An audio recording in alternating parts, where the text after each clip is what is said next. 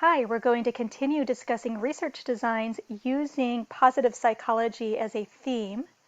In the first video on research designs, we introduced some basics. In the next video, we discussed experimental research, and in this video, we will address non-experimental research, including correlation. A couple of quick notes before we begin. Refer to your assigned reading on research designs for other examples of non-experimental research. Also, there are 3 videos related to research designs that provide lessons, but I've also included a supplemental 4th video on research designs that will walk through some additional practice examples for both experimentation and correlation. So here's how I want you to begin. What do you think is the happiest country in the world and why? So pause, take a moment to reflect, and when you're ready to begin, press play.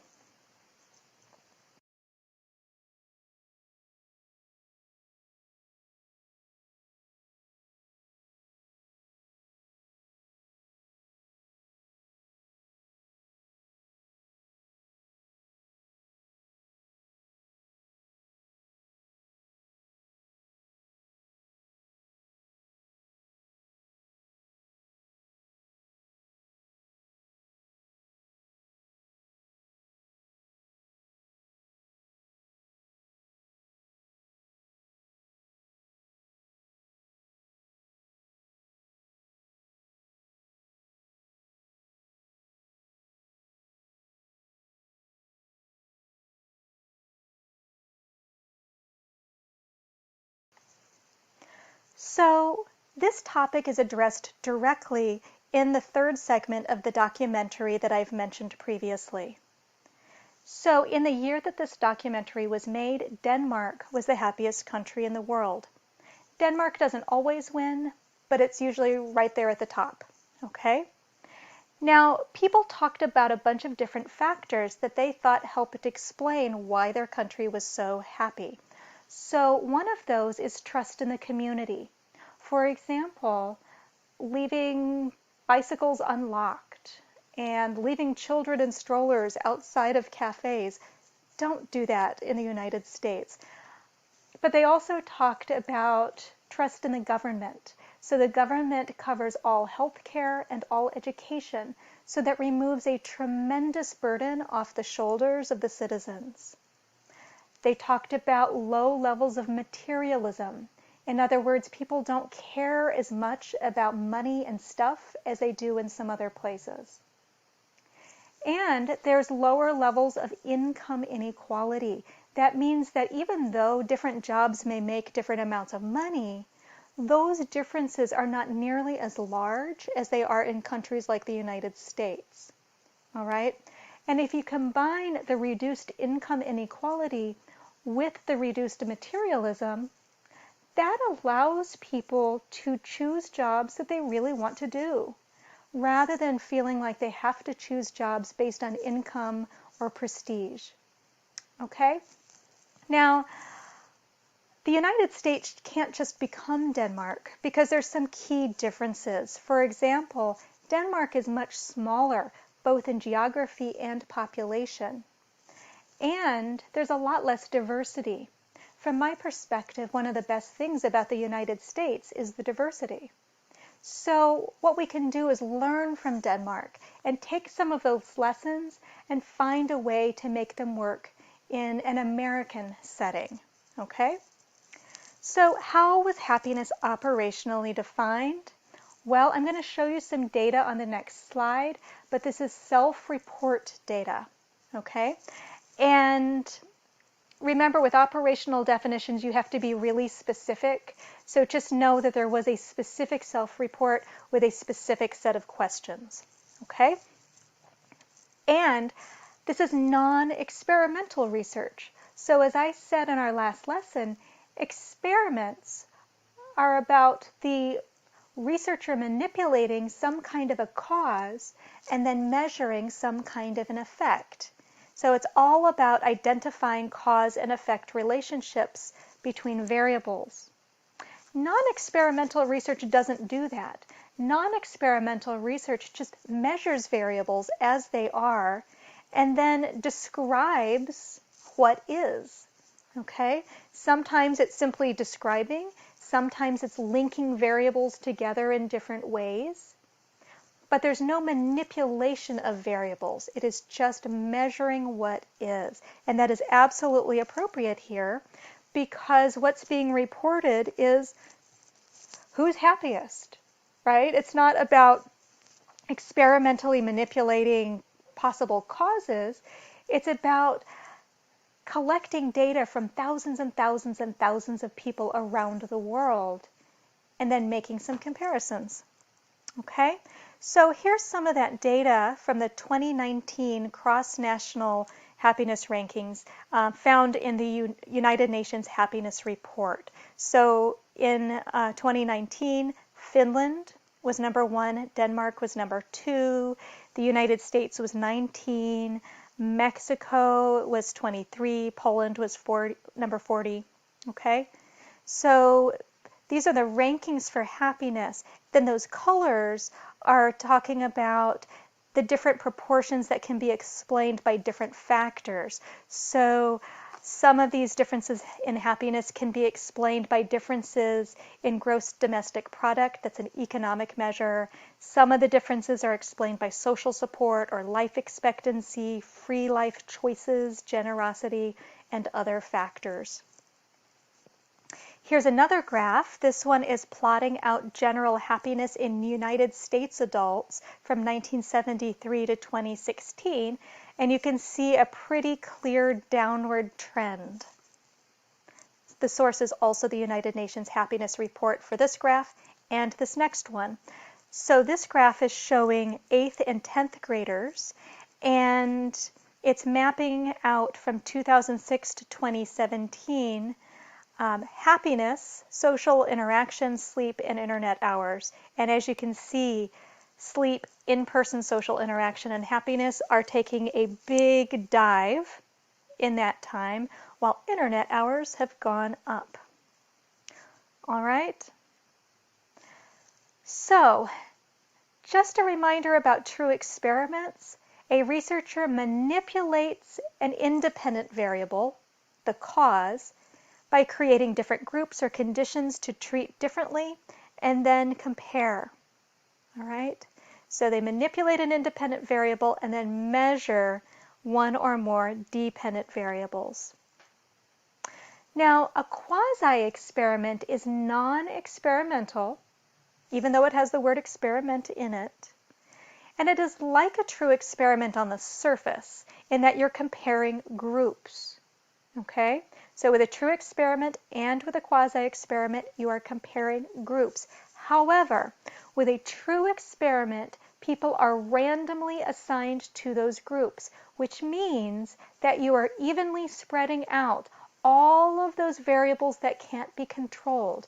Personality and gender and intelligence and income and whatever else, all of those are being evenly spread out through random assignment into those different groups.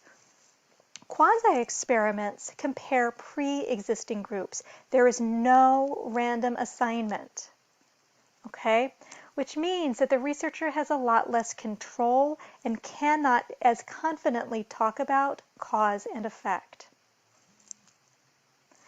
Correlational research is another type of non-experimental research, only it is not about comparing groups. Rather, it is about mapping the relationship between two variables. And the statistic we use for correlation is called the correlation coefficient, and it is represented by a lowercase r. So, a correlation coefficient gives you two pieces of information. One of them comes from the plus or the minus sign. That tells you the direction of the relationship. Okay?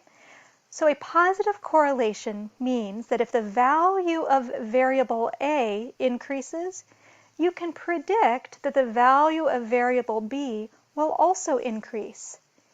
If A goes down, you can predict B will also go down. So here's an example. So look at this diagram here for a positive correlation. Now imagine that we are plotting out the number of hours that a student studies and then their grade in terms of percent. Okay? Each one of those dots represents a different student.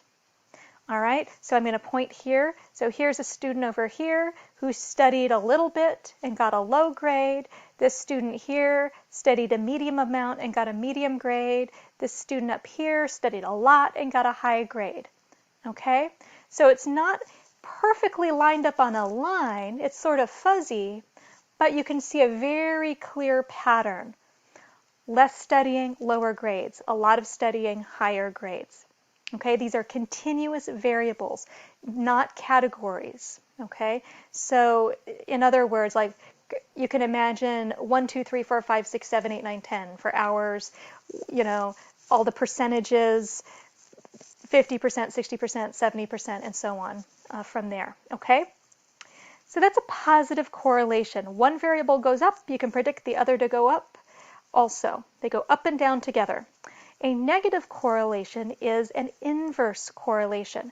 That means that if one variable goes up, you can predict the other will go down. For example, higher levels of well-being are associated with lower levels of materialism. All right? Higher levels of materialism are associated with lower levels of well-being. So neither one is cause or effect. They're just two variables that are measured, but as one goes up, the other goes down. Okay? No correlation means that if you know something about the value of variable A, you cannot predict anything about variable B. They just don't go together in any systematic way.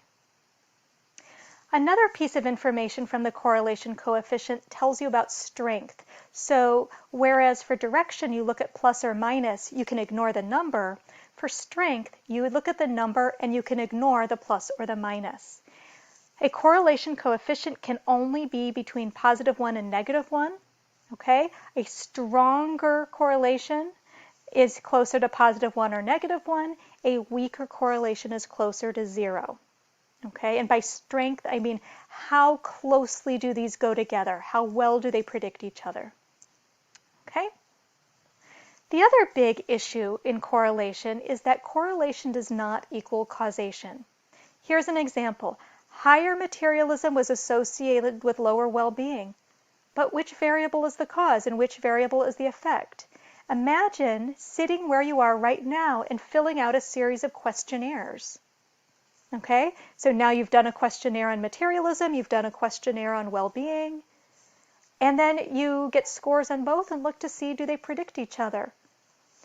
One of these wasn't the cause and the effect, you're just measuring things. Okay, maybe materialism is the cause, and the level of materialism is the cause, and the level of well-being is the effect.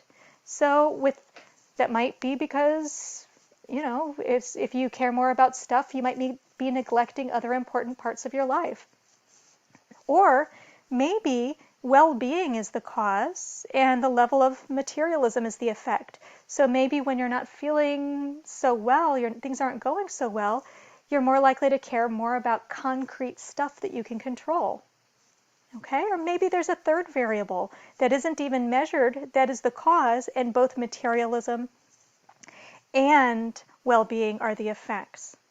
Here's a good example of that. Higher rates of ice cream consumption are related to higher rates of crime. More crime eaten, more crime recorded.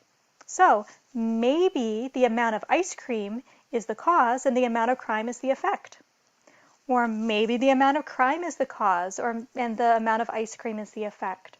Or maybe a third variable like weather is the cause, and the level of ice cream consumption and the level of crime are both effects of that common cause.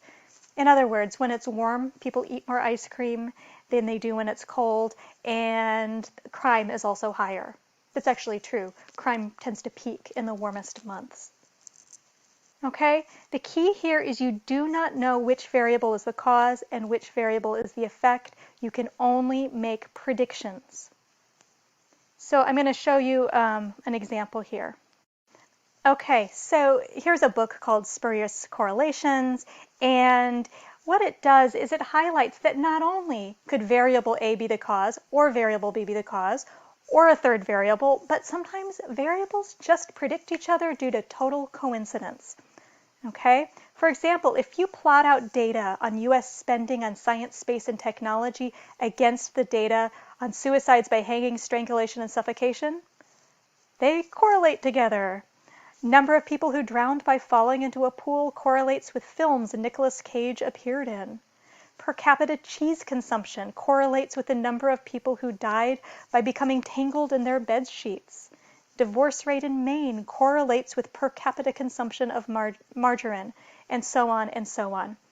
So again, the key point here, correlation does not equal causation. So in a separate video, I will go through more practice examples related to correlation, as well as additional practice examples related to experimentation.